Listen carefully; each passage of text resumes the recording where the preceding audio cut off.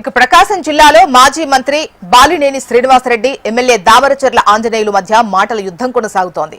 MLA Damaracherla Janardhan Rao దోపిడీకి అవినీతికి అడ్డు అదుపు లేకుండా పోతోందని బాలినేని తీవ్రస్థాయిలో విమర్శించారు. పోలీస్ స్టేషన్ ను అడ్డాగా చేసుకుని దందా చేస్తున్నారని ఆరోపించారు. బాలినేని ఆరోపణలకు ఎమ్మెల్యే దామరచర్ల ఘాటుగా కౌంటర్ ఇచ్చారు. కుమారుడికి జనసేన జిల్లా అధ్యక్ష పదవి కోసం బాలినేని ఫ్రస్ట్రేషన్ లో తనపై తప్పుడు ఆరోపణలు చేస్తున్నారని విమర్శించారు. తనపై ఆరోపణలు నిరూపిస్తే రాజకీయంగా ఎదుర్కొంటారని బాలినేని నోరు అదుపులో పెట్టుకోవాలన్నారు.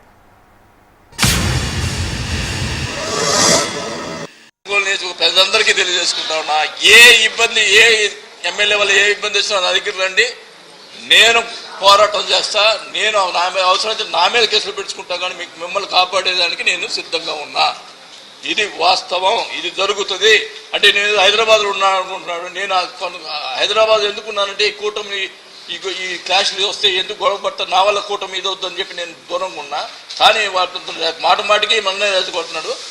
అంటే నేను మాట చెప్పిపోవటం కాదు, వారానికి 4 రోజులు ఒంగోలు ఉంటా, 3 రోజులు హైదరాబాద్లో ఉంటా. ఎందుకంటే ఫ్యామిలీ అక్కడ ఉంది కాబట్టి 4 రోజులు ఒంగోలు ఉంటా. ఏ సమస్య వచ్చినా కానీ నేను దగ్గర ఉంటా. ఇది మట్టికి వాస్తవం చెప్పి గొడవ సాహెబ్ దగ్గర ఒక ఎకరం తీసుకున్నారు నా మీద. అప్పుడు ఇది హౌస్ సైట్స్ ఇచ్చారు.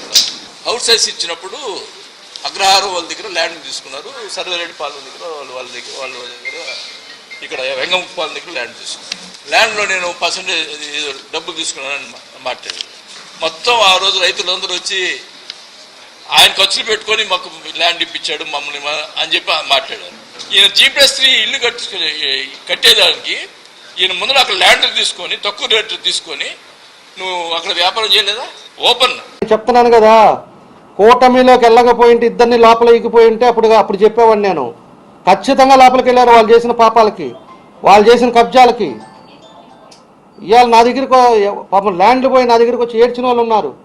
నేను కబ్జా చేస్తున్నానంట. ఒక్కటి చూపి, ఒక సర్వే నెంబరు, ఒక్కడు 10 రూపాయలు ఇచ్చారని నాకు చూపించు, నేను మాట్లాడతా. నువ్వు చేస్తా ఏదో పనులు చేసి వెళ్ళిపోయి ఈరోజు వాళ్ళు వచ్చి బాధపడతా ఉంటే నేను ఆర్డీఓని పిలిపించి ఇద్దరు కాగితాలు చూసి ఎవరిది జెన్యూన్గా ఉందో వాళ్ళకి చెప్పేసేయండి, తిప్పగాకండి అని చెప్తున్నా. నేను ఒక ఇష్యూలో రిటైర్డ్ జడ్జిని పిలిపించాను. రిటైర్డ్ జడ్జిని కూడా పిలిపిమంటే పిలిపిస్తాను. ఆయన పిలిపించి ముగ్గురు ఒకరి దాని మీద రిజిస్ట్రేషన్లు అయితే ముగ్గురిది చూసి ఏది జెన్యూన్ అనేది కూర్చోబెట్టి మీ కాగితాలన్నీ చెక్ చేసి రిపోర్ట్ ఇవ్వండి అని చెప్పేసి జడ్జి గారిని అడిగా. రిటైర్డ్ జడ్జి మన ఒంగోలులోనే ఉంటాడు. ఆ పద్ధతిలో నా దగ్గరికి వచ్చి నీ పంపించేసి ఆయన తీసుకుంటుంటే నేను కబ్జాలు చేసి ఆడ తింటున్నానంటావు, ఏడ తింటున్నావు, తినే సంస్కారాలు ఏం భాష నాకు అర్థం కాదు. నోరు అదుపులో పెట్టుకొని మాట్లాడు. వయసుకి గౌరవిస్తున్నా నేను, మర్యాద కాదు. ఇంకొకసారి బ్లేమ్ చేసేటప్పుడు మాట్లాడేటప్పుడు విత్ ఎవిడెన్స్ తోటి మాట్లాడు. అంటున్నావు కదా ఇక్కడే కూర్చుంటాను, ఇక్కడే ఉండు అని అంటున్నా నేను కూడా. ఏడే ఉండు, ఏడే ఏదన్నా తప్పు జరిగితే రమ్మంటే వస్తాం, చూపించు. అంతేగాని పొద్దుగోలు నువ్వు వేగ్గా మాట్లాడితే ఏదో చేతకాని వాళ్ళ కూర్చుంటారని మాత్రం అనుకోవాక. మర్యాద కూడా కాదు ఇది చెప్తున్నాను నేను. ఇంకొకసారి కానీ తప్పుడు అవినీతి మీద నా మీద ముద్రలేసి నీ ఇష్టం వచ్చినట్టు మాట్లాడితే మాత్రం మర్యాద కాదని చెప్తున్నాను నేను మీ సాక్షిగా.